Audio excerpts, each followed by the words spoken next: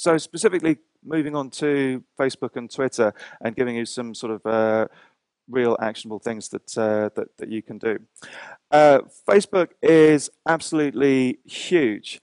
Uh, Started off sort of 2004, took a little while to get going, and end of last year about 800 million, but it's in actual fact around about 850 million now. Almost certainly to hit about a billion, to cross that billion users. Staggering number of people, a billion in later on this year. Uh, has anybody seen the film The Social Network at all? Okay, yeah, quite a few hands in the audience. So when you think that they had that, you remember the scene when they had that party where the ticker sort of like clicked up to a million users, and quite rightly the champagne popped and they celebrated that massively, massive achievement for a website created in a university dormitory by a couple of guys. Well, quite sort of scary to think that that was there, and now we're way beyond there. So it's just a phenomena. So just to illustrate the power of Facebook, some of you might have even come across this little story. There was a girl in England called Lily who wrote to a supermarket over there, a big supermarket chain called Sainsburys, and she was querying why the bread that they had there, which looked more like giraffe bread, was actually called tiger bread. So she wrote off this letter, and she got a reply from a customer services guy in Sainsbury's called Chris King, and he did exactly what I was saying earlier. He put his audience first, so he wrote it back in Lily's language, talking to her as you would talk to a child, and it very. In a cute way, he actually he signed the letter Chris King, aged 27 and three quarters, which was quite nice. And he sent her a voucher and sort of said, "What see what he could do." So this letter, the scan of the letter there, and the letter that he sent back, just went viral across both Facebook and Twitter. And this is just a single example. This is taken from a personal account, actually, of that's why the names are blacked out, of a customer services guy in India. That I know, and look at the traffic that we got here of this letter. 157,000 people clicked the like button, and it was shared across 50,000 personal profiles, and lots of comments as well. And this is just one instance. This is just a guy's personal profile. It's not Sainsbury's business page, and this happened. There's probably about guessing between 50 and 100 similar instances of this across Facebook. As a matter of interest, actually, before I started talking about this story, how many people in the room knew about this? Anybody seen it before? No. Okay, so it didn't reach that far, but it's very, very powerful. How much did this cost Sainsbury's for all this publicity? Cost of a second-class stamp. Very, very little, and about 20 minutes of Chris King's time. So Facebook can be enormously powerful. And the result, a 3.5-year-old girl managed to change a major corporation's product name, because in the end they changed it. They agreed. So they changed it from tiger bread to giraffe bread. On Facebook, there's a number of entities that you can have in terms of how you set up, and there's often a lot of confusion about this, so I thought I'd just run through it. People on Facebook, they have profiles. That's what the presence on Facebook is called for people. Businesses, organizations, clinics tend to have pages. Definitely not profiles. They'll either have pages or groups. There is this third entity, groups, there's a bit of a mystery about. Groups are basically for a defined number of people who have a sort of particular interest, and you can get invited to a group. They can be open or they can be closed. So if you wanted to perhaps create a community around you and your patients, similar to the type of forum that Jan was talking about yesterday, then it could be worth considering groups, because that could be closed in the sense that people have to be invited, and so only those people, members of the group, would see the contents. Alternatively, you might want to collaborate with other people in your clinic or even with other doctors and professors around the world, and you could have a totally closed group and collaborate using a group in that way. A lot of people aren't aware that Facebook groups actually support documents. They're very basic, but they do have their own documents. So you can do worky sort of stuff. You can manage a project, or you could manage an event using a group. But in most cases, a clinic would have a page. But the main message, I guess, with this is please don't make the mistake of setting up a clinic as a profile. A lot of businesses and organizations do that, but profiles very strictly are people.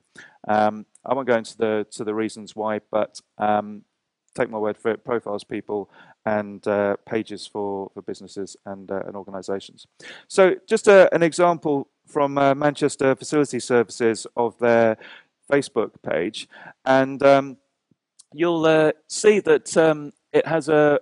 I've just taken a screenshot of the top of the page, and just as Ite was saying, people are important, and I like this picture. Facebook have just introduced this new concept called timeline, which I'm sure you've heard of. And one of the features of timeline is that you have the opportunity to put on what's called a cover photo, and it takes up a lot of the page.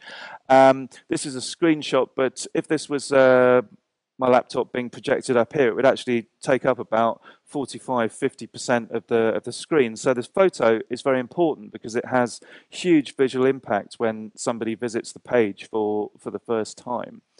And it's nice. You can see the people that you're dealing with. It adds personality, and it's a sharp, clear picture. And over here, they've used the what's called the profile picture to add their logo. So fine, because they've got that's good. They've got their company or clinic branding on there as well. It's not a huge page, 115 likes, but I could see this page sort of growing over time. Just while we're here, you notice that there's a message button here. That's a new feature of Facebook, and again, it's the conversational aspect of social media because that enables visitors to the page to message the page. This wasn't possible before. So you, as a clinic, can communicate out to people by posting on your wall, which would be this area here. But they can also now, as well as posting on the wall, they can communicate with you privately by messaging you. And perhaps that's something that that you might want to encourage. Just picking up on a post from the same page. This is quite nice too because it's personal and it's engaging, talking about a nurse of theirs who'd won or been nominated for an award, and yeah, you know that is interesting. People respond to that kind of news. You're getting over a flavour or culture, even personality of your clinic by doing that. And despite the small number of around about 100 people on the page, this generated 5 likes and 6 comments, and all those 6 comments were positive. People respond to personal type content like this. This is a page example, a screenshot from Michael's Facebook page, Boston IVF, and again very powerful picture. And on the Boston IVF Facebook page at the moment, it is by far the most popular post and picture with 43 likes there and 6 comments, not only positive but very positive comments.